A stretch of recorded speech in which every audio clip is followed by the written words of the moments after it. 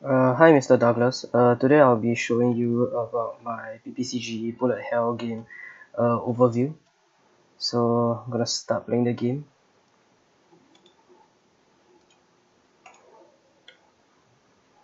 So basically the player will have 10 health and the player is controlled by using the up, down, left, right keys on the keyboard. And yeah, the enemies, there are 4 different types of enemies, and as you can see here, the player has 10 health and the enemies will have 150 HP.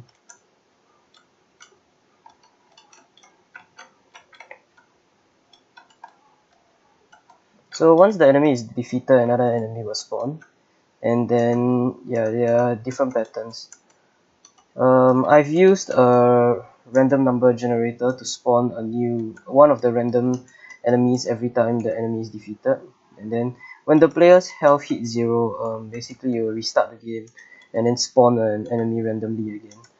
I did this because I wanted to make it so that every time the player plays, it will be a different enemy and it won't repeat itself. So yeah.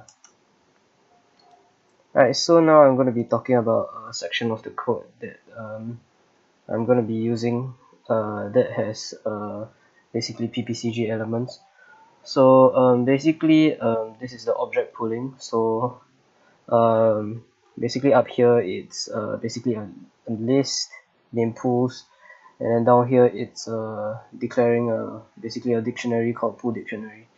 Then here would be we are creating a new empty dictionary called pool dictionary, and then right after that you basically have a for loop which loop through all the pools in the list.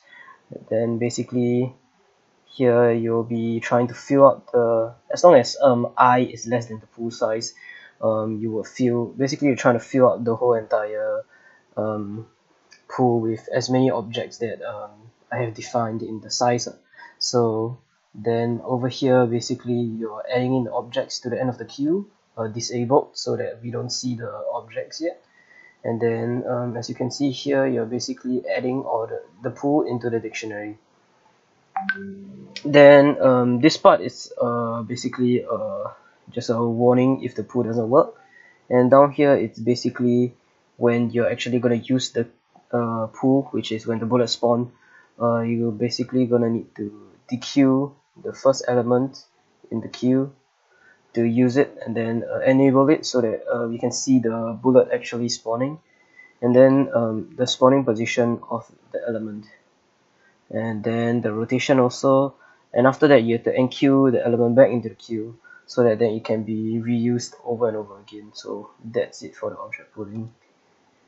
So basically more about the gameplay.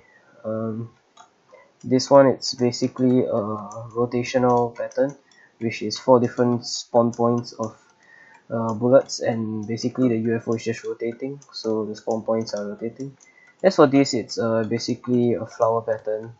It's basically just 2 of the 4-point rotations rotating the opposite direction. Yeah, and this is basically 2 different minions, and I'm using a waypoint for them to move from left to right. And this one is basically a rotational pattern. Yeah, and it has the bullet split slowed down so that it actually covers the screen with bullets to make it more challenging, as you can see. Yeah, so as you can see, when the player's health hit 0, then the game will just keep resetting, and so on and so forth. Yeah.